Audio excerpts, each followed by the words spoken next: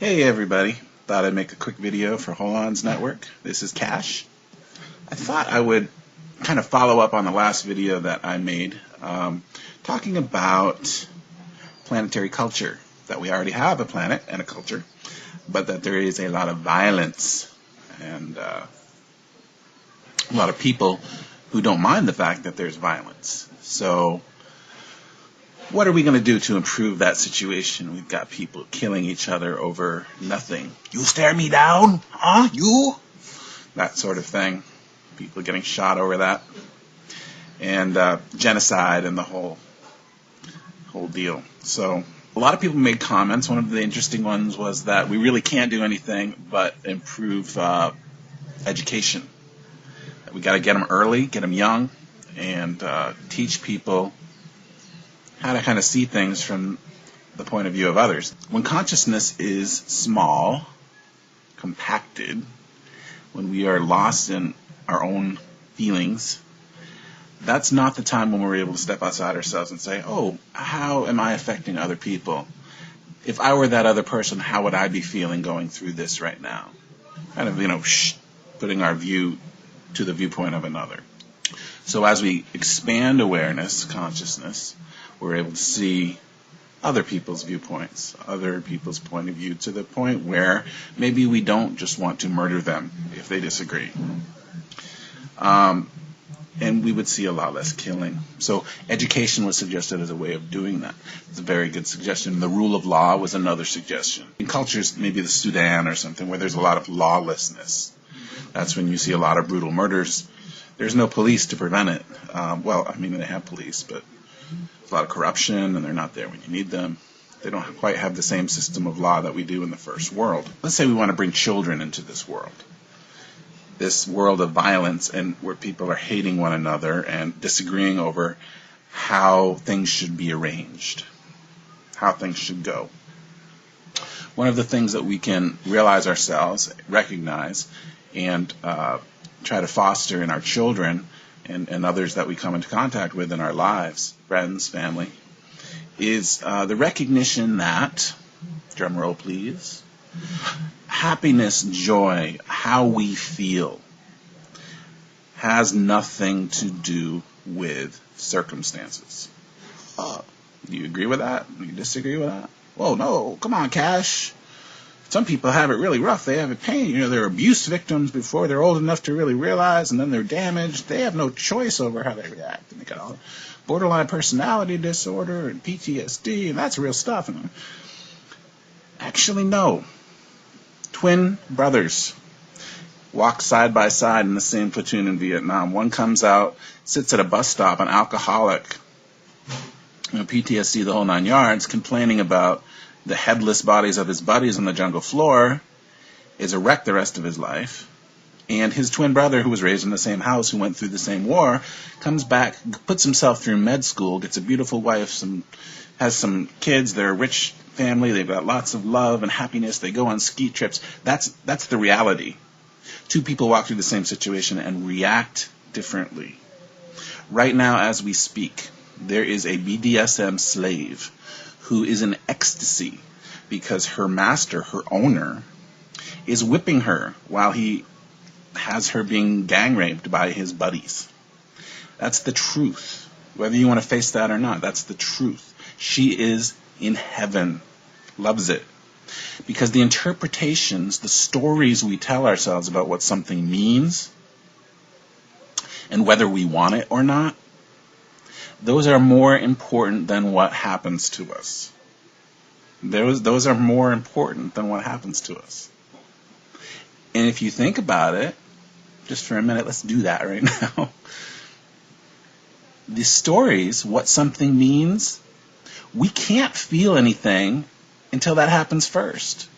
All the emotional reactions that human beings have come from interpretation first, over who abandoned who and what something means, that somebody did this unto me, and who stole my what, and how that's not allowed, and all of the reactions emotionally inside what we feel,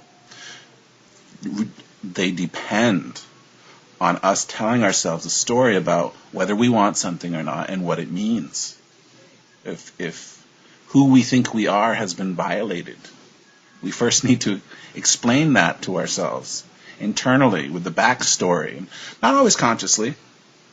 I mean, it can be subconscious conditioning, indoctrination, backstory, and beliefs. But there is a mental process that occurs before strong emotions and sensations can arise. Not physical sensations, because, I mean, you can get poked and your body can say, ow. But like I said, there are masochists out there that are getting off on that. If you ask somebody to locate the line between pleasure and pain, where is the physical line between pleasure and pain? If I press on my arm, kind of feels good, you know, my arm's being touched, it kind of likes it. You know, I press and press and press. That line is different for different people. Like, people have a different threshold of pain. Is that controllable by the mind? Well, yes, we've demonstrated that it is. People can transmute pain. People can be trained to transmute pain. So all I'm saying all this for is that the recognition that circumstances are not supreme, that the mind is the primacy of the mind can rule over circumstances, does rule over circumstances. We have the choice to be horrified and damaged by what our senses take in, by what we tell ourselves about what our senses took in, or we can choose to feel compassion, we can choose to feel detachment, we can choose to feel joy, we can choose to feel love. It really depends on what's the story, what are we telling ourselves. We have the choice in this moment to put our attention wherever we choose. And so we can choose to put our attention on whatever story we want to purposely indoctrinate ourselves into, regardless of our history, regardless of our childhood. Like Oprah, you know, came out of a background of poverty, was an unwanted pregnancy teen, you know, teenager that got pregnant, was like 14 years old or something like that. Typical story out of the ghetto, but she turned it into a different end result. And that was only through what she told herself up here. That's the only difference. That's it. So in each moment we have the ability to put our attention on what bugs us, on what we don't like, and what irritates us, and then react accordingly and strike out against others because we feel threatened. Or we have the choice to put our attention onto what the other must be feeling or thinking and why. To take our attention out of what bugs us and put it on what makes us feel good. Maybe we can make a difference. Maybe we can help somebody.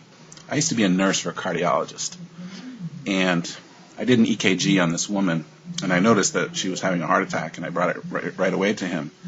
And I was freaking out. I'm 24, 25 years old. And, you know, I've never been in this situation. This woman's having a heart attack. It's my first one. And he is so cool and so calm, the Iceman.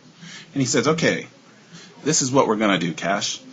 We're going to see 1, 2, 3, 4. I want you to cardiac care. We're going to do a direct admit. This is what you do. This is who you talk to. And number 5, do this. And he gives me this list off his little pad. And all I have to do is follow the list. And he was so cool and so calm and so just not rattled in that whole situation. He was a badass. He really was. And I had so much respect for that. I wish I could be like that. You know, why can't I be that cool and calm regardless of life and death, what's happening, how the content of awareness is arranged around me. So we can put our attention on peace that is not dependent on circumstances. And so how does this affect planetary culture? How does this affect the world?